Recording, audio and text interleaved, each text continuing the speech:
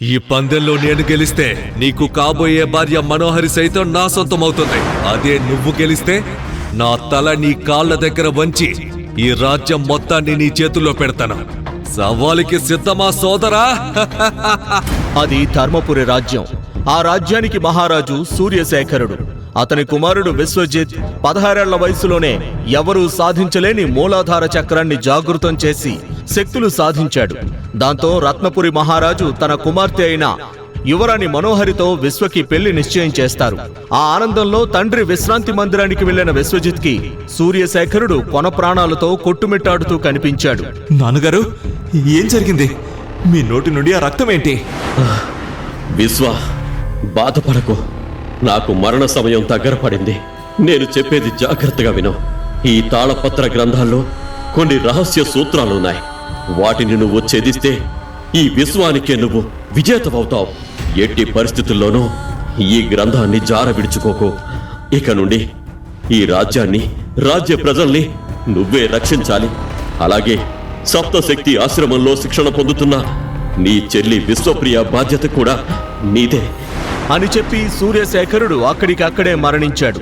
ఇంతలో హఠాత్తుగా ఆ గదిలోకి కొంతమంది సైనికులతో పాటు సూర్యశేఖరుని సవతి తల్లి కొడుకులైన ఇందుశేఖరుడు, సోమశేఖరుడు అక్కడికొచ్చారు. రాజద్రోహి! రాజ్యాధికారం కోసం కన్న తండ్రినే కడతచ్చావు. నీలాంటి వాడు ఈ రాజ్యానికి రాజు అయితే అది రాజ్య ప్రజల శ్రేయస్సుకి అంత క్షేమం కాదు.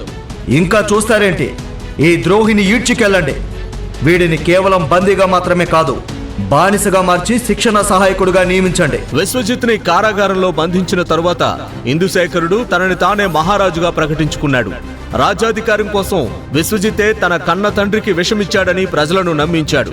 అలా విశ్వజిత్ తన రాజ్యంలోనే ఒక బానిసగా మారాడు.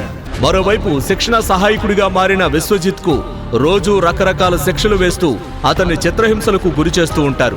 3 నెలలకే విశ్వజిత్ ప్రాణాలు పోతాయని ఆశపడ్డ ఇందుశేఖరుడు, సోమశేఖరుడు 3 ఏళ్లైనా అతను ప్రాణాలతో ఉండటంతో కాస్త కంగారు పడతారు. సోమశేఖర, ఏం జరుగుతోంది? 3 నెలల కన్నా ఎక్కువ బ్రతకడు అనుకున్నవాడు 3 ఏళ్లైనా ప్రాణాలతో ఎలా ఉన్నాడు? వీరిరువురు ఇలా మాట్లాడుకుంటున్న సమయంలోనే ఇందుశేఖరుని కుమారుడు ఆర్యతేజ అక్కడికి వచ్చాడు. నిజానికి ఆర్యతేజకి ఎప్పటినుంచో యువరాణి మనోహరిపై కోరిక ఉంది. అయితే అనుకోకుండా విశ్వజిత్తుతో మనోహరి పెళ్లి నిశ్చయమవ్వడం ఆర్యతేజకి పట్టరాని కోపాన్ని తెప్పించింది. అయితే తండ్రి ఇందుశేఖరుని మాట ప్రకారం ఆర్యతేజ రాజ్యం నుండి దూరంగా వెళ్లి గత 3 ఏళ్లుగా సాధన చేసి స్వాదిష్టాన చక్రాన్ని జాగృతం చేశాడు. అంతేకాకుండా వంశపారంపర్యంగా వస్తున్న కొన్ని ఔషధాలను నియమాలకు విరుద్ధంగా తీసుకొని ఎన్నో అద్భుత శక్తులను కూడా పొందాడు. సభామందిరంలో తండ్రి, చిన్నన్న మాటలు విన్న ఆర్యతేజ కాస్త గంభీరంగా, మీరేమీ కంగారు పడకండి నాన్నగారు. ఇక నుండి ఆ విశ్వజిత్ సంగతి నేను చూసుకుంటాను. నేను సాధించిన శక్తులతో గొప్ప గొప్ప యోధులు, మహావీరులను సైతం క్షణాల్లో మట్టి కరిపించగలను. అలాంటిది 3 ఏళ్లుగా బానిసగా ఉంటూ శరీరంపై చెంచా కండ కూడా లేని ఆ విశ్వజిత్ నాకు లెక్క కాదు అని చెప్పి ఆర్యతేజ అక్కడి నుంచి నేరుగా విశ్వజిత్ ఉన్న కారాగారం వైపు అడుగులు వేశాడు. 3 ఏళ్లుగా శిక్షలు అనుభవిస్తున్నా ఇంకా బతికే ఉన్నావా విశ్వతేజ? కానీ 3 నెలల క్రితమే మా బందీగా మారిన నీ చెల్లెలు విశ్వప్రియ మాత్రం రేపో మాపో పోయేలా ఉంది. చెల్లెలి పేరు వినగానే విశ్వజిత్ కళ్ళు ఒక్కసారిగా కోపంతో ఎరుపెక్కాయి. దాంతో ఎదురుగా ఉన్న ఆర్యతేజ వైపు చూస్తూ, ఏం మాట్లాడుతున్నావు ఆర్యతేజ? నా చెల్లెలు నీ వద్ద బందీగా ఉందా? బందీగా కాదు విశ్వ, నిజానికి తనని కూడా నీలాగే బానిసగా మార్చుకుంటాను. నీకెంత ధైర్యం ఉంటే నా చెల్లెల్ని బానిసగా మార్చుకుంటానని నాతోనే చెప్తున్నా అంటూ కోపంగా ఆర్యతేజ మీదకు దూసుకువెళ్తాడు విశ్వజిత్.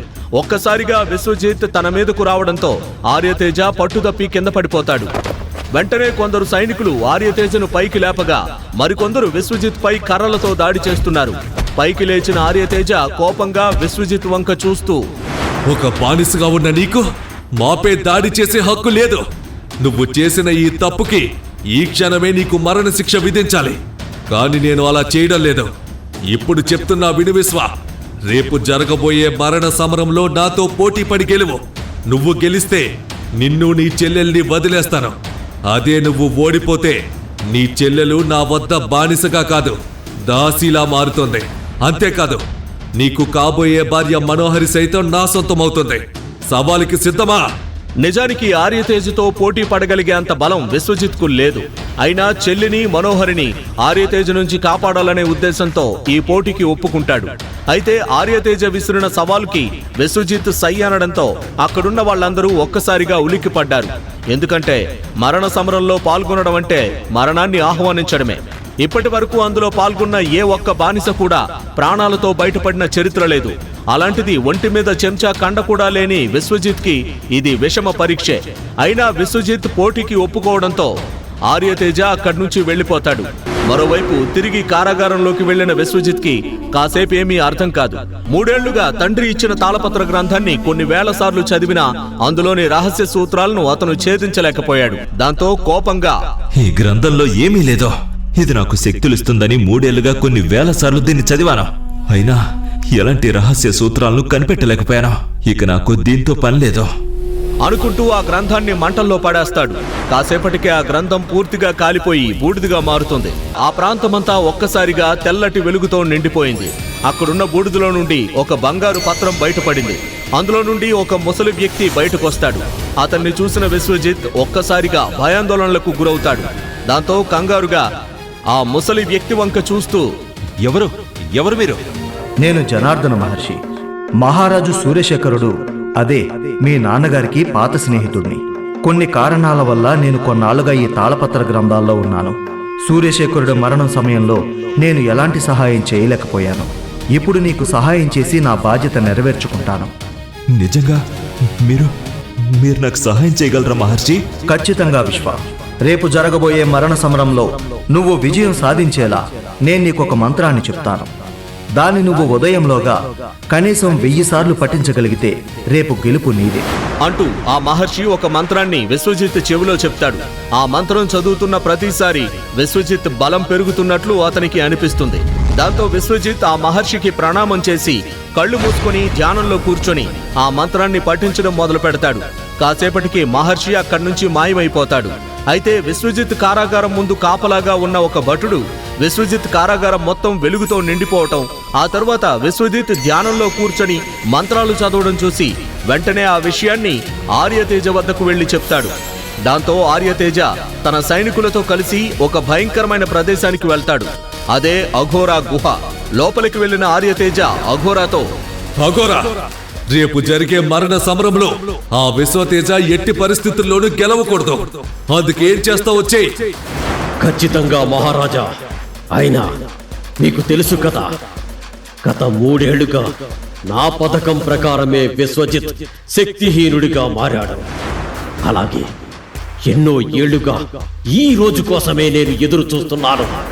రేపు విశ్వజిత్ ఆ మైదానంలోకి అడుగు పెట్టగానే ఏం జరుగుతుందో మీరే చూస్తారుగా. అఘోరా మాటలతో ఆర్యతేజ అక్కడి నుంచి ప్రశాంతంగా వెళ్లిపోతాడు. చూస్తూ ఉండగానే రాత్రి గడిచిపోయింది. సూర్యుని వెలుగు విశ్వజిత్ ముఖాన్ని తాకే సమయానికి అతను ఆ మంత్రాన్ని 1000 సార్లు పఠించడం పూర్తి చేస్తాడు. కాసేపటికి ఆర్యతేజ పోటీకి సిద్ధమై ఆ మైదానంలో అడుగు పెడతాడు. ఇంకోవైపు విశ్వజిత్ కూడా అక్కడికి చేరుకుంటాడు. అయితే విశ్వజిత్ ఆ మైదానంలో అడుగు పెట్టే సమయానికి అఘోరా ఆ మైదానం వెనుక ఏవో క్షుద్ర పూజలు చేస్తూ ఉంటాడు. అఘోరా పూజ గురించి ఏమాత్రం తెలియని విశ్వజిత్ మహర్షి చెప్పిన మంత్రాన్ని మరోసారి పఠిస్తూ ఒక్కో అడుగు ముందుకు వేస్తూ ఉంటాడు. ఇంతలో ఒక్కసారిగా విశ్వజిత్కి ఒక గొంతు వినిపిస్తుంది. అది ఎవరో కాదు, జనార్దన మహర్షి. మైదానంలోకి వెళ్తున్న విశ్వజిత్తో మహర్షి కంగారుగా, ఆగు విశ్వ, ఈ మైదానంలో ఏదో తాంత్రిక శక్తి ఉంది. వెనక్కిరా. ఇంకా ఒక్క అడుగు నువ్వు ముందుకు వేసినా నేను కూడా నిన్ను కాపాడలేను. ఇక్కడ ఉన్న దుష్టశక్తి ముందు నేను నీకు ఉపదేశించిన మంత్రం ఏమాత్రం పనిచేయదు. నా మాట విని వెనక్కిరా అంటూ జనార్దన మహర్షి కొంచెం కంగారుగా చెప్తూ ఉంటాడు. జనార్దన మహర్షి మాటలు విశ్వజిత్కి తప్ప అక్కడున్న ఎవరికీ వినిపించవు. కాబట్టి అందరూ విశ్వజిత్ ఆర్యతేజ మధ్య జరిగే పోటీ కోసం ఆతృతగా చూస్తూ ఉన్నారు. మరోవైపు విశ్వజిత్ మాత్రం మహర్షి మాటల్ని పట్టించుకోకుండా తన మనసులోనే మహర్షికి సమాధానం చెప్తాడు. లేదు మహర్షి, గొప్ప యోధుడు పరాక్రమవంతుడైన సూర్యశేఖరుని కుమారుణ్ణైన నేను యుద్ధ భూమిలో దిగిన తర్వాత అడుగు వెనక్కి వేయడం అనేది జరగదు. అలా వెన్ను చూపడం కన్నా నేను మరణించడమే నాకు నా తండ్రికి గౌరవం. అంటూ మహర్షి ఎంత చెప్తున్నా వినిపించుకోకుండా విశ్వజిత్ ఆర్యతేజతో యుద్ధానికి సిద్ధమవుతాడు. కానీ అప్పటికే అఘోరా చేసిన క్షుద్ర పూజ వల్ల విశ్వజిత్ శరీరంలో అగ్నిజ్వాలలు రేగుతున్నాయి. దాంతో విశ్వజిత్ క్షణక్షణానికి మరింత బలహీనంగా తయారవుతున్నాడు. అతని శరీరం వణకడం మొదలవుతుంది. ఆర్యతేజ కొడుతున్న ప్రతి చిన్న దెబ్బ విశ్వజిత్ శరీరం నుంచి రక్తాన్ని కార్చుతోంది. తనను తాను కాపాడుకోవడానికి చేతిని కూడా ఎత్తలేని స్థితిలో ఉంటాడు విశ్వజిత్. ఆర్యతేజ యొక్క అపారమైన శక్తి ముందు విశ్వజిత్ పూర్తిగా అసక్తుడిగా నిలిచిపోతాడు. అయినా ఆర్యతేజ కాస్త కూడా దయ లేకుండా అతన్ని కొడుతూనే ఉంటాడు. విశ్వజిత్ నొప్పితో అరుస్తుంటే జనార్దన మహర్షి విశ్వజిత్ను వెనక్కి రమ్మని బతిమలాడుతాడు. కానీ విశ్వజిత్ మాత్రం వెనక్కి తగ్గడు. ఇంతలో అకస్మాత్తుగా ఆర్యతేజ విశ్వజిత్ను ఒక భయంకరమైన దెబ్బ కొడతాడు. దాంతో విశ్వజిత్ నోటి నుంచి రక్తం కక్కుకుని నేలపై పడిపోతాడు. అది చూసిన జనాలంతా విశ్వజిత్ ఇక చనిపోతాడేమో అనుకుంటారు. కానీ విశ్వజిత్ రక్తం నేలను తాకిన క్షణంలోనే నల్ల మేఘాలు ఆకాశాన్ని కమ్మేస్తాయి. భూమి కంపించడం మొదలవుతుంది. భయంకరమైన సుడిగాలి ఆ ప్రాంతం మొత్తాన్ని చుట్టుముడుతుంది. ప్రకృతి మొత్తం ఉగ్రరూపం దాలుస్తుంది. అప్పుడే అక్కడ ఒక ఊహాతీతమైన సంఘటన జరుగుతుంది. ఈ ఊహించలేని దృశ్యాన్ని చూసిన ప్రజలంతా భయంతో వణికిపోతారు. అందరికంటే ఎక్కువగా ఆర్యతేజే భయపడతాడు. తన ప్రాణాలు కాపాడుకోవడానికి అక్కడి నుంచి పారిపోవడానికి ప్రయత్నిస్తాడు. విశ్వజిత్ రక్తం నేలను తాకిన క్షణంలో అసలు ఏం జరిగింది? అందరూ ఎందుకు అంత భయపడ్డారు? ఆర్యతేజకు ఎందుకు ప్రాణభయం పట్టుకుంది? మరణంతో సమానమైన ఈ పోరులో విశ్వజిత్ గెలుస్తాడా లేదా ఈ సవాల్లో ఓడిపోతాడా? ఈ ప్రశ్నలకు సమాధానాలు తెలుసుకోవాలంటే నెక్స్ట్ ఎపిసోడ్ వినాల్సిందే. క్రింద ఇచ్చిన లింక్ ని క్లిక్ చేసి పాకెట్ ఎఫ్ఎం యాప్ ని ఇన్స్టాల్ చేసుకోండి. Stay tuned to Pocket FM.